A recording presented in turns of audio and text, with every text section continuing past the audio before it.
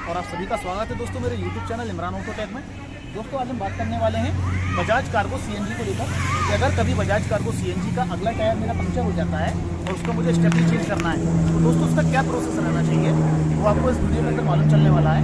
और दूसरा दोस्तों इसके अंदर इंटरेस्टिंग बात जो है वो ये है कि अपन जो उसका अगला टायर जो चेंज करेंगे उसके लिए जो टूल्स लगेंगे और जो जैक लगेगा जो गाड़ी के साथ कंपनी से आता है उसी जैक और उसी टूल से अपन इसका स्टेपनी चेंज करने का पूरा तरीका देखेंगे। तो दोस्तों बिना वीडियो को स्किप किए स्टार्टिंग से लेकर लास्ट तक वीडियो देखें। और जो भी दोस्तों मेरे चैनल पर नए हैं जिन्होंने चैनल को अभी तक सब्सक्राइब नहीं किया है वो मेरे चैनल को सब्सक्राइब कर लें और बेल आइकन पर जाकर दोस्तों ऑल को क्लिक कर दें जिससे अगला वीडियो जो भी यूजफुल वीडियो आएगा उसका नोटिफिकेशन आप तक पहुँचता रहे। तो चलिए दोस्तों वीडियो को स्टार्ट करते हैं। तो ये देखिए जैसे कि आप देख पा रहे हैं जब गाड़ी के साथ हमारा जैक आता है और ये गाड़ी के साथ दोस्तों हमारे टूल किट आता है, वही टूल्स हैं इसके अंदर। तो सबसे पहला काम जो दोस्तों हमारा रहेगा वो ये रहेगा कि सबसे पहले हम जो हमारे 10 नंबर के जो बोल्ट हैं जिससे क्लिप कसा हुआ है हमारा, इन दोनों बोल्टों को हम खोल लेंगे। एक राइट हैंड साइड में क्लिप है और एक लेफ्ट हैंड साइड में क्लिप है। तो सबसे पहले हम जो आप देख पा रहे हैं 10 नंबर की रिंच की सहायता से 10 नंबर वाले बोल्ट को जो क्लिप पे के ऊपर लगा हुआ है उसे पूरा बाहर निकाल लेते हैं खोल कर दोस्तों। ये देखिए दोस्तों हमारा बोल्ट पूरा खुल गया और ये मेरा क्लिप को हम बाहर निकाल लेते हैं। ये देखिए तो क्लिप मेरा बाहर आ गया। अब हम दूसरी साइड का जो हमारा क्लिप लगा हुआ है ऐसे ही उस बोल्ट को खोल लेते हैं 10 नंबर वाले को दोस्तों। ये देखिए ये मेरा दूसरा वाला भी बोल्ट मैंने खोल लिया और बोल्ट खोलने के बाद दोस्तों जो मेरा क्लिप लगा हुआ है यहाँ उस क्लिप को मैं पूरा बाहर निकाल लूँगा। चलिए ये देखिए हमने क्लिप इसका भी बाहर निकाल लिया। उसके बाद दोस्तों हम क्या करेंगे, इन बोल्टों को हम ये लग रहे हैं हमारे एक्सल बोल्ट, एक लेफ्ट हैंड साइड है और एक मेरा राइट हैंड साइड है। ऊपर जो इसका बैठेगा यहाँ पर दोस्तों ये हमारा व्हील पाना बैठेगा जो कि गाड़ी के टूल्स के साथ में आता है। अब हम इस टूल्स की मदद से इन दोनों बोल्टों को लूज कर लेंगे। ध्यान रखिएगा दोस्तों गाड़ी को अभी जैक पर नहीं लगाना है, पहले गाड़ी के इस बोल्टों को हमें लूज करना है नीचे ही। तो चलिए हम व्हील पाने की मदद से दोस्तों इन बोल्ट को लूज करते हैं। चलिए दोस्तों हम व्हील पाने की मदद से इन बोल्ट को खोलते हैं, पहले लूज कर लेते हैं।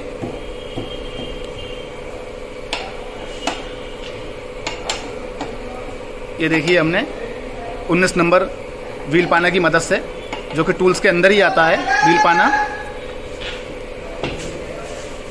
राइट हैंड साइड का लूज कर लिया। और अब हम लेफ्ट हैंड साइड का भी दोस्तों एक्सल बोल्ट को लूज कर लेते हैं।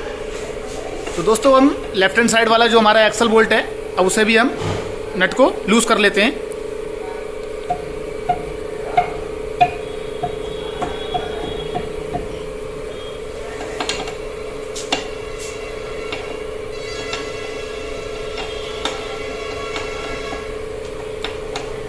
बस अब ये लूज हमने कर लिया। उसके बाद दोस्तों हमारा जो सेकंड स्टेप रहेगा वो अब क्या रहेगा, जो हमारे ये नट हैं रिम के जो कि 19 नंबर व्हील पाना की मदद से मैंने लूज कर लेंगे 3 नटों को 1 बाय 1। चलिए तीनों नटों को 1 बाय 1 लूज कर दो भाई।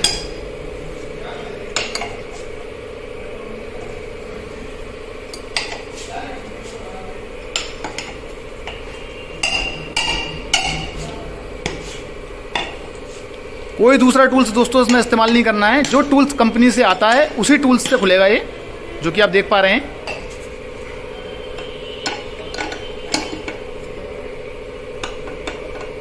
ये देखिए वीडियो दोस्तों बहुत ही इंटरेस्टिंग होने वाली है तो कोई भी पार्ट मिस ना करें और स्टार्टिंग से लेकर दोस्तों लास्ट तक पूरा वीडियो देखें जिससे आपको कोई भी दिक्कत परेशानी नहीं हो, क्योंकि मैं नहीं चाहता मेरा कोई भी ड्राइवर भाई रोड पर परेशान हो। उसके बाद हम दोस्तों गाड़ी के अंदर अब जैक फिट कर देते हैं। तो दोस्तों मैं आपको उसमें एक नई चीज़ दिखा देता हूँ। जैक के नीचे में ईंट वगैरह लगाने की ज़रूरत नहीं पड़ेगी। ये देखिए आज से दिखा पा रहे हैं ये जैक के लिए ही लोकेशन आती है कि हमें यहाँ पर अपना जैक इंस्टॉल करना है दोस्तों। जैक पॉइंट बोलते हैं इसे। ये चेसिस के ठीक नीचे होता है। ये देखिए देख पा रहे हैं जैसे कि आप यहाँ पर इंस्टॉल करेंगे। पूरा जैक खोल लो।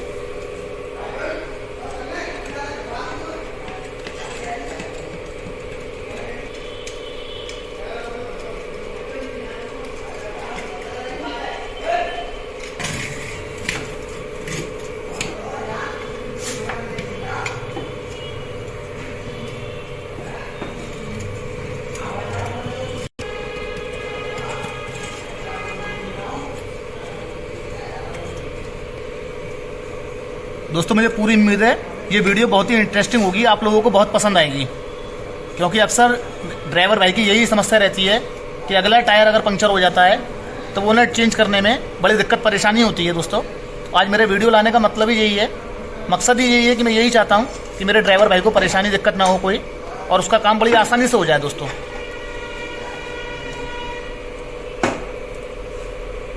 ये देखिए, हमने जैक के नीचे कोई ईंट वगैरह नहीं लगाया हुआ है, कोई पत्थर नहीं लगाया हुआ है, बस खाली उसे जैक पॉइंट पर जैक को लगाया है और मेरी गाड़ी ऊपर लिफ्ट होना स्टार्ट हो गई है।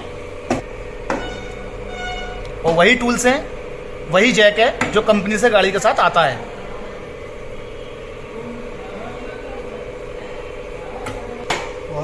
हाँ ये देखिए, मेरा जैक ऊपर हो चुका है और ये मेरा गाड़ी भी ऊपर आ गया, टायर मेरा।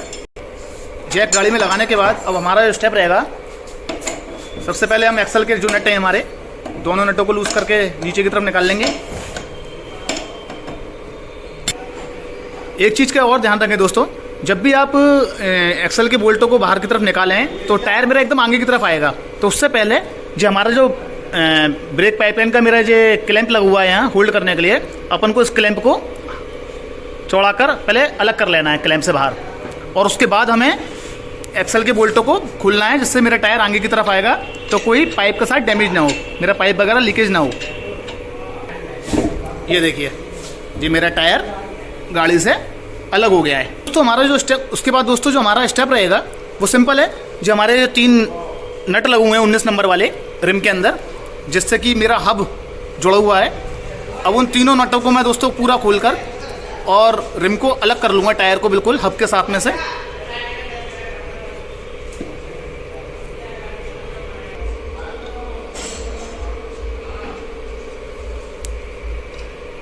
तो दोस्तों जैसे कि आप देख पा रहे हो, तीनों नट मेरे रिमूव हो गए, अलग कर लिए मैंने रिम में से, और अब मैं हब को बाहर निकाल देता हूँ टायर से।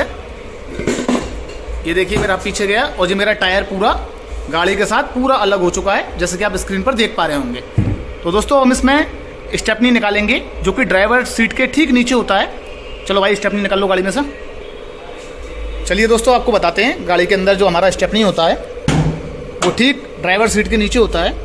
उसके लिए दोस्तों ये मेरे बोल्ट हैं, ब्रैकेट, ड्राइवर सीट का ब्रैकेट जो है, एक बोल्ट यहाँ लगा हुआ है मेरा और एक सेकंड बोल्ट मेरा यहाँ लगा हुआ है। इन दोनों बोल्टों को खोलने के बाद दोस्तों मेरा जो ब्रैकेट है ये पूरा बाहर की तरफ आ जाएगा, और जो मेरी स्टेपनी पर दोस्तों आप देखेंगे 3 नट लगे हुए हैं।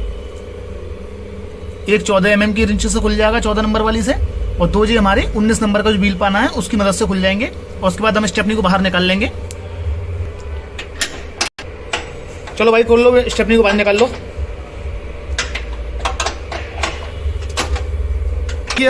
जैसे कि आप देख पा रहे होंगे, स्टेपनी गाड़ी का बाहर आ गया हमारा। स्टेपनी को अब हम पंक्चर वाली हटाकर दूसरी स्टेपनी गाड़ी के अंदर फिट कर रहे हैं। तो सबसे पहले जो हब है हमारा, ब्रेक ड्रम वाला हब होता है हमारा, इसे हम सबसे पहले इस स्टेपनी के अंदर फिट करेंगे।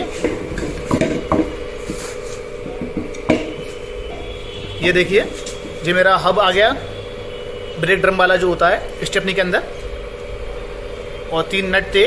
दोस्तों एक चीज़ का और ध्यान रखें, अक्सर लोग यहाँ पर आकर गलती कर जाते हैं। ये हमारा जो नट होता है, अगर आप इसे ध्यान से देखेंगे तो आगे की तरफ से गोल होता है और पीछे की तरफ से देखेंगे आप, ये प्लेन है। तो हमेशा आप इस चीज़ का ध्यान रखें, जब भी आप इस नटों को लगाएं खोलने के बाद, अक्सर लोग इसमें धोखा कर देते हैं, गलती कर जाते हैं। वो क्या करते हैं, इस प्लेन वाले हिस्से को इस तरीके से लगा देते हैं, जिससे क्या होता है, हमारी जो रिम होती है इसका डाया ख़राब हो जाता है। तो दोस्तों हमेशा इस चीज़ का ध्यान रखें आप, ये गोलाई वाला जो हिस्सा होता है ये हमारा इस तरीके से जाना चाहिए रिम के अंदर, जिससे प्रॉपरली जाकर हमारा नट रिम में बैठ जाता है, जिससे हमारी रिम के जो स्लॉट होते हैं, खांचा होता है, वो ख़राब नहीं होता है। तो इस चीज़ का ज़रूर ध्यान रखें दोस्तों। अब तीनों नटों को हम 1 बाय 1 हब के साथ कनेक्ट कर देंगे, जैसे कि आप स्क्रीन पर देख पा रहे हैं।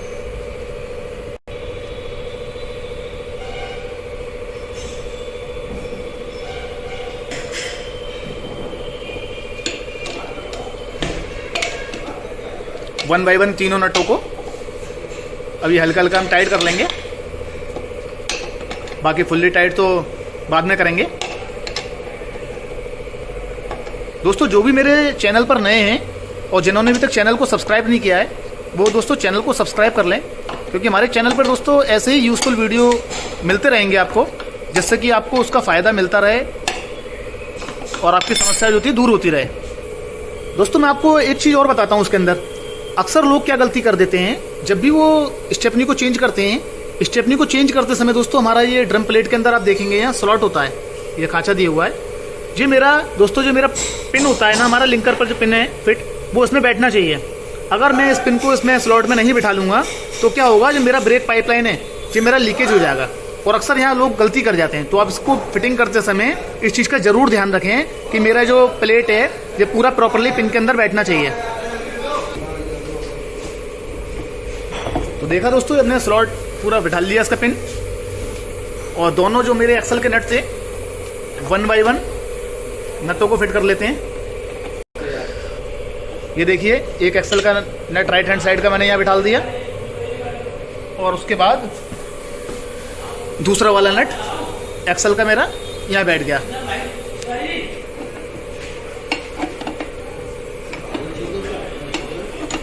सब कुछ समझाएगा।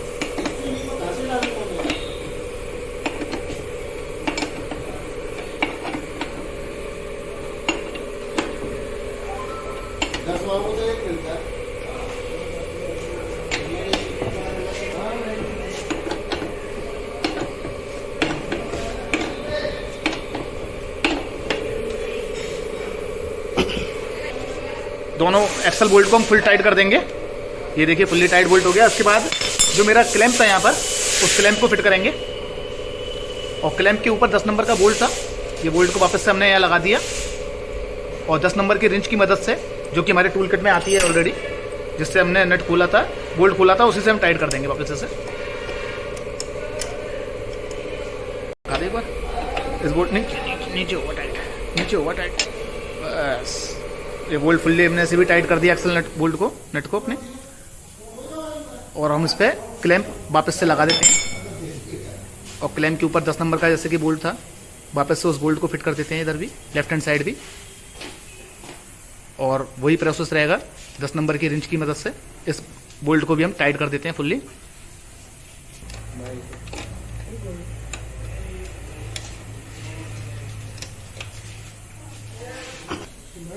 और वापस से जो ब्रेक पाइपलाइन था हमारा, उसे होल्ड कर देंगे क्लैंप की मदद से। और उसके बाद हम पहिए को घुमा के देखेंगे कि पहिया हमारा फ्री है कि नहीं है।